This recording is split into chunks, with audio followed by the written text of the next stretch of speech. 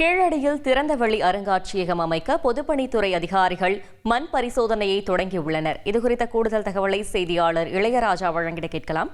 இளையராஜா, வணக்கம். இது தொடர்பான முழு விவரங்கள்.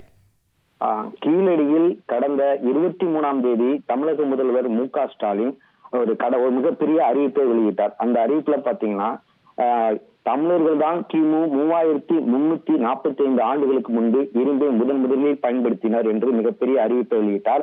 அத்துடன் சேர்த்து கீழடியில் அகழாய்வு நடைபெற்ற இடங்களில் திறந்தவெளி அருங்காட்சியகம் அமைக்கப்படும் என்று அறிவித்திருந்தார். அந்த அருங்காட்சியகத்திற்காக 17 கோடியே 10 லட்சம் ரூபாயில் 5914 சதுர மீட்டர் பரப்பளவில் பிரம்மாண்ட திறந்தவெளி அருங்காட்சியகம் அமைக்கப்படும் என்று கூறியிருந்தார்.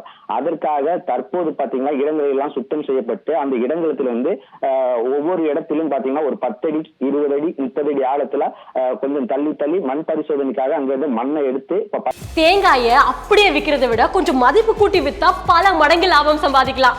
எப்படின்னு தெரிஞ்சுக்கணும்னா ஃப்ரீடம் ஆப்பை இப்பவே டவுன்லோட் பண்ணுங்க. பரிசோதனைக்காக அனுப்பி வச்சிருக்காங்க. முதற்கட்டமா பாத்தீங்கன்னா தமிழக அரசு நடத்திய 2, 3, 4 மற்றும் அந்த தமிழக அரசு நடத்திய அகழாய்வுகளில் மட்டுமே அருங்காட்சியகம் அமைக்கும் பணி நடைபெறும். அதற்கு அடுத்து பாத்தீங்கன்னா மத்திய அரசு நடத்திய இடங்கள்ல பாத்தீங்கன்னா அகழாய்வு அமைக்கும் பணி நடைபெறும் என்று தொழில்துறையினர் தெரிவித்துள்ளனர். தொடர்ந்து அங்கு மண் பரிசோதனை ஏற்கப்பட்டு அனுப்பப்பட்டுள்ளது. அருங்காட்சியகம் அமைப்பதற்கான முதற்கட்டமான நடவடிக்கைகள் அங்கு மேற்கொள்ளப்பட்டு வருகிறது. தகவல்களுக்கு நன்றி இளையராஜா.